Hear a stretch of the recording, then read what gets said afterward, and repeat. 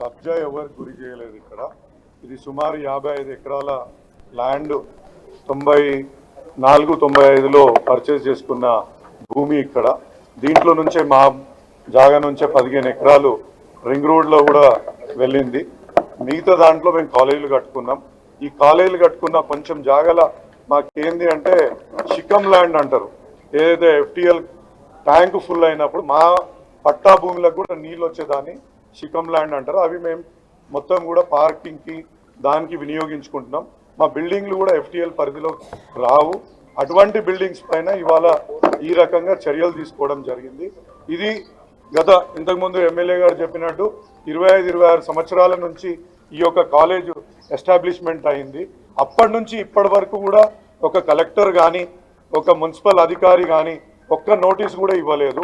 ఇవి రెగ్యులరైజేషన్ అంటే అప్పుడు మున్సిపల్ పరిధిలో ఉన్న మున్సిపాలిటీ అదే గ్రామ పంచాయతీ పరిధిలో ఉన్నప్పుడు గ్రామ పంచాయతీ పర్మిషన్లు తీసుకున్నాం.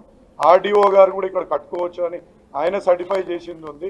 తర్వాత ఇవన్నీ కాదు, HMDలో జాయిన్ అయింది కాబట్టి ఈ ఏరియా మొత్తం దీన్ని రెగ్యులరైజ్ చేసుకోవాల్సిందిగా వాళ్ళు సూచించినప్పుడు 2015లోనే రెగ్యులరైజేషన్ కోసం సుమారు 90 లక్షల రూపాయలు కూడా ఈ యొక్క సంస్థ ద్వారా కట్టినాం. అది సుప్రీంకోర్టులో కూడా ఆగి ఉంది, ప్రిజుడైజ్ ఉంది.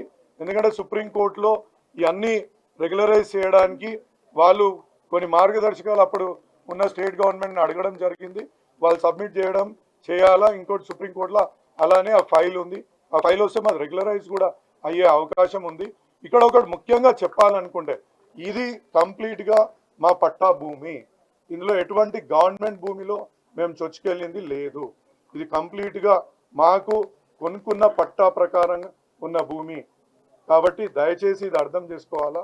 కాదంటే ఒకటి రెండు మీరు అన్నట్టు ఒక చిన్న డీవియేషన్స్ ఉండొచ్చు, దాన్ని కూడా మేము రెగ్యులరైజేషన్ కోసం అప్పుడే ఫీజు కట్టి కూడా పెట్టినాం. కాబట్టి ఇది సుప్రీంకోర్టులో అలాగే ఉంది. సుప్రీంకోర్టు క్లియరెన్స్ ఇస్తే వస్తుంది. ఇంకా ముఖ్యంగా ఇవాళ ఒకటి నోటీస్ ఇచ్చిండ్రు ఒక వారం కింద.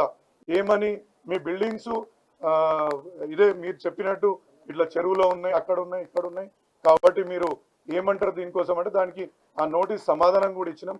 కనీసం మాకు ఒక టైం ఇవ్వకుండా, ఏ రకమైన టైం ఇవ్వకుండా షోకాస్ నోటీస్ ఇచ్చి ఫలానా 15 రోజులలో మేము కూలగొడతాం, ఏదైతే సుప్రీంకోర్టు మార్గదర్శకాల ప్రకారంగా కూడా 15 రోజుల టైం ఇవ్వాలా అనేది కూడా పక్కకు పెట్టి ఇమీడియట్లీ కూలగొట్టడానికి ఫోన్. ఇప్పుడు మేము కలెక్టర్ గారి దగ్గరికి వెళ్ళాము. ఒక మాట కలెక్టర్ గారిని రిక్వెస్ట్ చేసుకోవడానికి మాకు అవకాశం ఇవ్వండి, కొంచెం టైం, మేము కోర్టు ద్వారా మీకు సమాధానం చెప్తామంటే అడిషనల్గా 4 JCBలను ఇంకెక్కువ పంపించి ఎక్కువ పోలీస్ ఫోర్స్ని పిలిపించి ఆ రూఫులు కొట్టే యంత్రాలను కూడా వాటిని ఏమంటారు డ్రిల్లింగ్ మిషన్స్ని కూడా అడిషనల్గా ముందు పొద్దున్న ఒకటి ఉంటే ఇప్పుడు 4 డ్రిల్లింగ్ యంత్రాలు కూడా తెప్పించి మరీ కొట్టిస్తున్నారు. అది కూడా జడ్జి గారు ఇవాళ ఆదేశించారు కూడా, మీరు మండేకి ఇది నేను పోస్ట్ చేస్తున్నా, అప్పటి వరకు ఆగండి అని స్టాండింగ్ కౌన్సిల్ కూడా వాళ్ళు ఆదేశాలు ఇచ్చినాక కూడా వాళ్ళు ఈ విధమైన చర్యలు తీసుకుంటున్నారంటే ఎంత కక్ష కట్టి ముందుకు పోతుండ్రో మీరు దయచేసి అర్థం చేసుకోవాలా. ఇవాళ 26 సంవత్సరాల నుంచి లేనిది ఇవాళ కొత్తగా తీసుకొస్తుందంటే దీని వెనుక ఏం ఉద్దేశం ఉంటుందో దయచేసి మీరు ఒక మీడియా మిత్రులుగా మీరు అర్థం చేసుకోవాలా. మీరు పదే దాన్ని మీరు ఇక్కడ ఏదో డీవియేషన్ ఉంది, ఇల్లీగల్గా కట్టినాం, ల్యాండ్ మాదే, బిల్డింగ్లు కట్టినాం, దానికి ట్యాక్సులు ప్రతి సంవత్సరం ఒక 13 లక్షలు ఇక్కడ లోకల్ ట్యాక్సులు గత 10-15 ఏళ్ళ నుంచి ఆ యొక్క ట్యాక్సులు కట్టుకుంటూ వస్తున్నాం.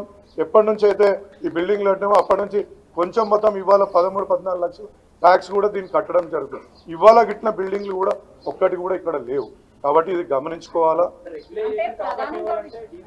అంటే అప్పుడు నేను అదే చెప్తున్నా కదా, గ్రామ పంచాయతీ పరిధిలో ఉన్న HMDAలో పరిధిలోకి వచ్చినప్పుడు రెగ్యులరైజేషన్ చేసుకోమని ప్రభుత్వం చెప్పింది. ప్రభుత్వం చెప్పినప్పుడు మేము రెగ్యులరైజేషన్ కూడా చేసుకున్నాం. సో అది సుప్రీంకోర్టులో ఆ ఫైల్ ఆగింది. మీరు కూడా ఎంక్వైరీ చేసుకుంటే మీకు కూడా ఒక ఐడియా వస్తుంది. కాబట్టి అన్ని కాలేజీలు మనది అందరికీ ఈ ప్రకారంగా విన్నవించుకుంటున్నా ఏంటంటే ఒకటే, ఇంత కక్షపూరితంగా ఇవాళ జడ్జి గారు ఆదేశించిన మీదట కూడా స్టాండింగ్ కౌన్సిల్ గారు కమిషనర్ గారు కూడా చెప్పినాక కూడా అడిషనల్ గా మెషిన్లు పంపించిండ్రంటే సీఎం ఆఫీస్ నుంచి జరుగుతుందా, ఎక్కడి నుంచి జరుగుతుందో మీరు ఒక్కసారి దయచేసి ఆలోచించాల్సిందిగా మీ అందరినీ కోరుతున్నాను. Thank you. రైట్, అది ఆయన చెబుతోంది. కక్షపూరితంగా వ్యవహరిస్తున్నారు సీఎం ఆఫీస్ నుంచి ఇదంతా జరుగుతోంది అంటూ కూడా మరి రాజశేఖర్ చెబుతున్న పరిస్థితి. ఇంతకీ అక్కడ అంటే కూల్చివేతలు తగిన పరిస్థితి ఏ విధంగా ఉంది? అప్డేట్స్ తెలుసుకునే ప్రయత్నం చేద్దాం. మా ప్రతినిధి నరేష్ అప్డేట్స్ అందించబోతున్నారు. నరేష్, అక్కడ పరిస్థితి ఏ విధంగా ఉంది? అయితే ఇక్కడ మిడ్చల్ మల్కాజ్గిరిలో దుండిగల్ ప్రాంతంలో మల్లారెడ్డి అల్లుడికి సంబంధించినటువంటి మర్రి రాజశేఖర్ రెడ్డి అల్లుడి యొక్క కాలేజీని అక్రమంగా నిర్మించారంటూ అధికారులు అయితే కూల్చివేస్తున్నటువంటి పరిస్థితి మనకు కనిపిస్తూ ఉంది. ప్రస్తుతం ఉదయం పూట కూల్చివేతలు ప్రారంభించినప్పటికీ విద్యార్థులందరూ కూడా అడ్డుకోవడంతో కాసేపు ఈ కూల్చివేతలకైతే బ్రేక్ ఇచ్చారు. విద్యార్థులు ఉదయం పూట మాకుమ్మడిగా ఒకేసారి వచ్చేసి ఈ జేసీబీలు పైన కూర్చోవడం, బిల్డింగ్ ఏదైతే బిల్డింగ్ కూలగొడుతున్నారో ఆ బిల్డింగ్ పైన కూర్చున్నారు విద్యార్థులంతా కూడా. దీంతో ఒకేసారి ఉద్రిక్త వాతావరణం నెలకొంది. వెంటనే అప్రమత్తమైన పోలీసులు విద్యార్థులందరినీ కూడా ఇక్కడ నుంచి పంపించి వేయడం జరిగింది. ఆ తర్వాత విద్యార్థులందరినీ పంపించి వేసిన తర్వాత కాసేపు గ్యాప్ తీసుకున్నారు. విద్యార్థులందరినీ పంపించిన తర్వాత తిరిగి ఒక 1.5 అవర్ గ్యాప్ తీసుకున్న తర్వాత తిరిగి ఈ బిల్డింగ్ కొలాప్స్కి సంబంధించినటువంటి పనులను అయితే ప్రారంభించడం జరిగింది. ఈ బిల్డింగ్ ఏదైతే ఉందో 6 ఫ్లోర్లలో నిర్మించారు. దీన్ని 6 ఫ్లోర్లకు సంబంధించిన బిల్డింగ్స్ ప్రస్తుతం 2 జేసీబీలతోటి కులగొడుతున్నటువంటి పరిస్థితి కనిపిస్తూ ఉంది. ఒక జేసీబీ నడుస్తుంది, ఇంకో జేసీబీ కూడా ఇప్పుడే తీసుకొచ్చారు దీన్ని కులగొట్టడానికి సంబంధించి. అయితే మల్లారెడ్డి అల్లుడు ఏదైతే ఈ బిల్డింగ్ నిర్మాణం చేశాడో కాలేజీకి సంబంధించి, ఇది ఏరోనాటికల్ స్పేస్కి సంబంధించినటువంటి కాలేజ్ బిల్డింగ్ ఇది.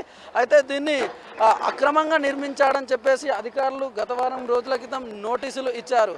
అయితే దానితో పాటు ఇది ఈ బిల్డింగ్ నిర్మించిన కన్స్ట్రక్షన్ చేసిన స్థలం ఏదైతే ఉందో ఇదంతా కూడా చెరువుకు సంబంధించినటువంటిది. చిన్నదామెర చెరువుకు సంబంధించిన స్థలం ఏదైతే ఉందో దాదాపు 2 ఎకరాల వరకు ఉంటుందని చెప్పేసి అధికారులు చెప్తున్నటువంటి పరిస్థితి కనిపిస్తూ ఉంది. అయితే ఈ స్థలంలో ఇదేదైతే గతంలో మల్లారెడ్డి అధికారంలో ఉన్నప్పుడు, బీఆర్ఎస్ ప్రభుత్వం అధికారంలో ఉన్నప్పుడు అధికారాన్ని అడ్డం పెట్టుకొని ఈ బిల్డింగ్ నిర్మాణం చేశారని చెప్తా ఉన్నారు. ఒక చెరువుకు సంబంధించినటువంటి స్థలాన్ని కబ్జా చేసి ఈ యొక్క ఏరోనాటికల్ స్పేస్కు సంబంధించినటువంటి ఇంజనీరింగ్ విభాగానికి సంబంధించినటువంటి కన్స్ట్రక్షన్ అయితే చేయడం జరిగింది. మనం ఇక్కడ విజువల్స్లో చూసుకోవచ్చు. 6 ఫ్లోర్లకు సంబంధించినటువంటి బిల్డింగ్ని అయితే పోలీసులు సిబ్బంది ఎవరైతే ఉన్నారో వీళ్ళంతా కొలాప్స్ చేస్తున్నటువంటి పరిస్థితి మనకు కనిపిస్తుంది. దాంతోపాటు ఇక్కడ పక్కన ఏదైతే బిల్డింగ్ ఉందో ఈ బిల్డింగ్ కూడా ప్రభుత్వ జాగాకు సంబంధించింది. అంటే ఏదైతే చెరువుకు సంబంధించినటువంటి ప్రాంతమే ఈ బిల్డింగ్ అంతా కూడా. అయితే దాదాపు ఇది 2 ఎకరాల వరకు విస్తరించున్నటువంటి ప్రాంతాన్ని మల్లారెడ్డికి సంబంధించినటువంటి అల్లుడు రాజశేఖర్ రెడ్డి ఎవరైతే ఉన్నారో ఆయన కబ్జా చేసినట్లుగా అయితే అధికారులు గుర్తించారు. కబ్జా చేసిన తర్వాతనే కబ్జా చేసి నిర్మించినందుకు గాను ప్రస్తుతం ఈ నిర్మాణాలు అయితే కూల్చివేస్తా ఉన్నటువంటి పరిస్థితి అయితే కనిపిస్తూ ఉంది. అయితే దానితో ఇక్కడ చూసుకోవచ్చు ఈ ప్రాంతం ఏదైతే ఉందో ఇక్కడ ఐటీ పార్క్ సెంటర్ అనేది అయితే ఉందో, IT park centre for training council cell ఏదైతే ఉందో దీన్ని కూడా ఇది కూడా చెరువుకు సంబంధించిన ప్రాంతంగా అధికారులు గుర్తించడం జరిగింది. దాంతోపాటు ఇక్కడ ఉన్నటువంటి ముందు ఉన్నటువంటి బిల్డింగ్ ఏదైతే ఉందో ఇది కూడా చెరువుకు సంబంధించిన ప్రాంత స్పేస్గానే చెప్తా ఉన్నారు. అయితే దీని పక్కన కూడా క్యాంటీన్ అనేటటువంటిది ఒకటి ఉంది. ఆ క్యాంటీన్ కూడా చెరువుకు సంబంధించినటువంటి స్థలంగానే గుర్తించారు.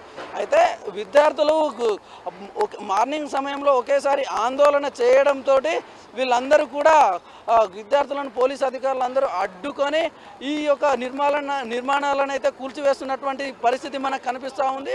అయితే అధికారులు మాత్రం ఈ బిల్డింగ్ కంపల్సరీ మొత్తం కూల్చేంత వరకు ఎవరిని ఇక్కడ విద్యార్థులను ఇటు సైడ్ రాకుండా చూసుకునే ప్రయత్నం అయితే చేస్తున్నటువంటి పరిస్థితి కనిపిస్తూ ఉంది. దానితో ఎట్టి పరిస్థితుల్లోనూ బిల్డింగ్ని అయితే మొత్తం కూల్చివేసేస్తామన్నట్టు అధికారులు అయితే ప్రీ ప్లాన్ సిద్ధం చేసుకున్నా ఉన్నారు. దీనికి సంబంధించి బయటికి వ్యక్తులైతే ఎవరిని కూడా ఈ పరిసర ప్రాంతాలకి రానియకుండా పోలీసులు కట్టుదిట్టమైన ఏర్పాట్లు అయితే చేసుకున్నారు. కొత్త వాళ్ళు ఎవరు కూడా ఈ పరిసర ప్రాంతాలకి రాకుండా చూసుకుంటున్నటువంటి పరిస్థితి అయితే మనకు కనిపిస్తూ ఉంది. అయితే కాసేపటి క్రితం విద్యార్థులు ఇక్కడికి వచ్చే ప్రయత్నం చేస్తుండగా పోలీసులు వెంటనే అప్రమత్తమై వాళ్ళని ఇక్కడ నుంచి పంపివేయడం జరిగింది. దానితో పాటు ఇక్కడ ఏదైతే విద్యార్థులు ఉన్నారో ఇక్కడ కాలేజ్ సరౌండింగ్స్ ఉన్న ఈ యొక్క కాలేజ్ ప్రైమిసెస్ ఏదైతే ఉందో దానికి సంబంధించి వీళ్ళందరినీ ఆ విద్యార్థులందరినీ కూడా హాలిడే ప్రకటించి వాళ్ళందరినీ పంపించేయడం జరిగింది. హాస్టల్లో ఎవరైతే విద్యార్థులు ఉన్నారో ఆ హాస్టల్కి సంబంధించిన విద్యార్థులు కొందరు మాత్రం వాళ్ళ హాస్టల్ రూమ్లలో ఉన్నారు. అయితే వాళ్ళను కూడా పోలీసులు బయటికి రానియని పరిస్థితి ఉంది. ఎక్కడైతే ఉందో పోలీసులు ఈ చుట్టుపక్కల ప్రాంతాలన్నింటిలో అలర్ట్ అయ్యి ఎవరిని కూడా బయటికి రాకుండా, ఎలాంటి అవాంఛనీయ సంఘటనలు జరగకుండా, విద్యార్థులు ఒకేసారి రాకుండా ఉండడం కోసం వాళ్ళు ముందస్తు చర్యలు అయితే తీసుకున్నటువంటి పరిస్థితి కనిపిస్తూ ఉంది.